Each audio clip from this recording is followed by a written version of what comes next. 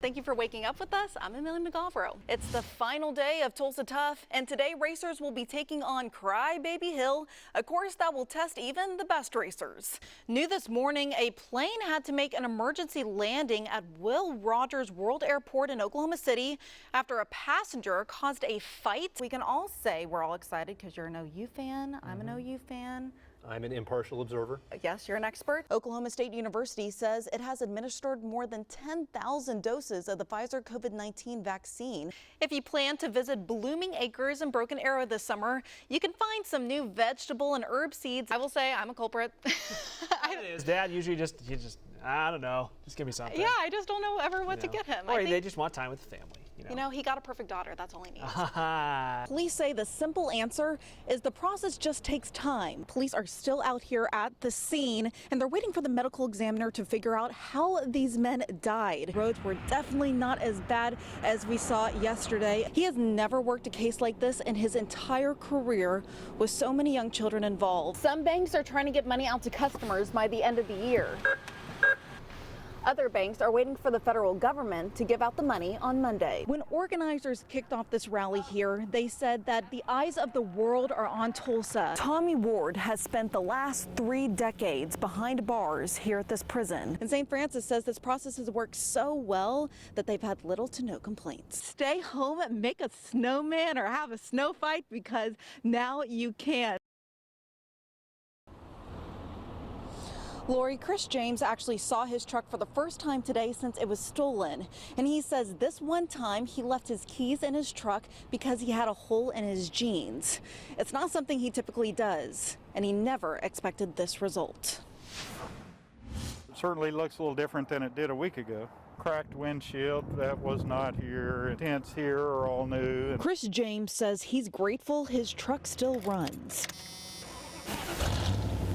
He says the cracks and dents will always be a reminder of what happened a week ago Sunday. He was visiting his mother, and when he went inside, he left his keys in his truck. I opened up the door and walked out, and about that time, the truck was backing out. The truck was in fact stolen by 2 teens who ran away from Blair, Nebraska, and they were on a cross-country crime spree. You know, the last thing that I truly thought of when I saw them, that they would have been armed and potentially dangerous.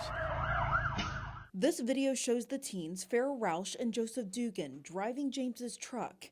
Roush was later shot by police, and Dugan shot and killed himself. The unbelievable story is that a couple of kids that have run away and have gone through multi-states with a number of different vehicles, and they end up, with my truck. James says he's grateful to have his truck back because he uses it for his beekeeping business. He says he might be left with a hefty bill. $611. But is thankful to still be alive. Well, we'll just have to sell more honey this year.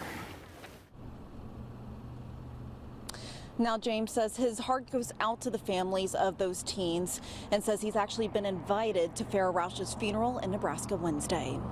Live in Muskogee, Amelia Mugavero, Oklahoma's Own News on 6.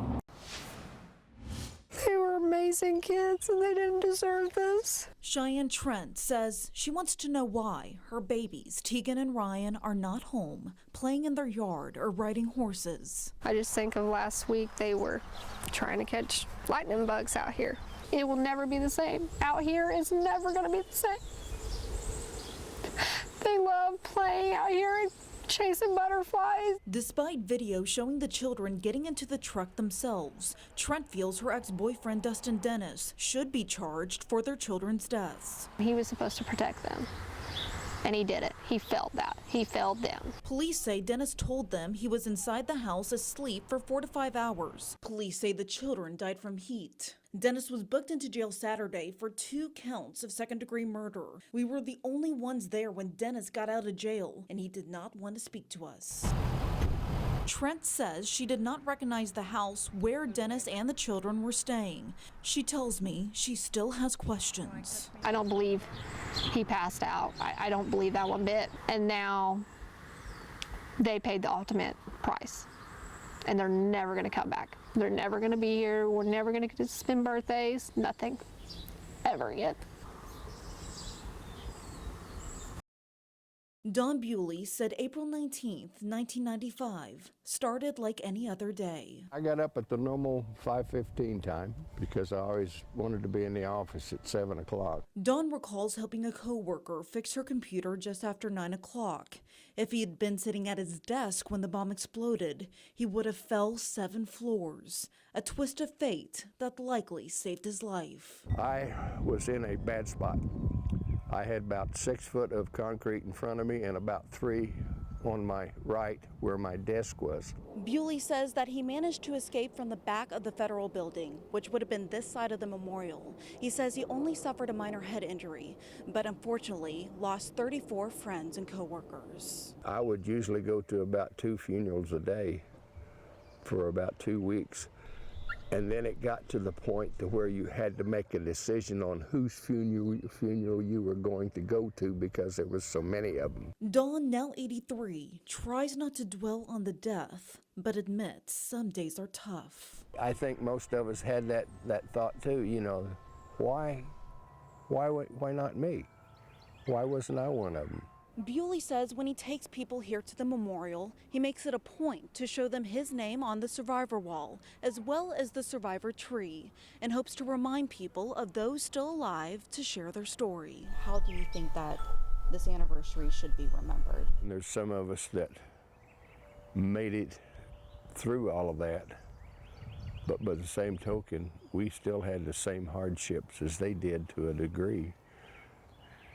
And I would like for them to be remembered also.